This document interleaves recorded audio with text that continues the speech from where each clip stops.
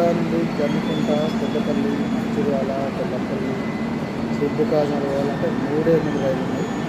బుధవారం 5కి పోతున్నది, బుధవారం 8కి పోతున్నది, కాబట్టి 3:30 పడుతుంది. ఇక మధ్యలో అసలు ఏ రైలు లేదు.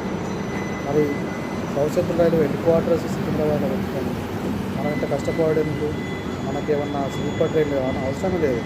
కేవలం తిప్పికొత్త ఒక 5 గంటలు ప్రయాణించే నార్మల్ ట్రైన్ ఉంటే సరిపోతుంది.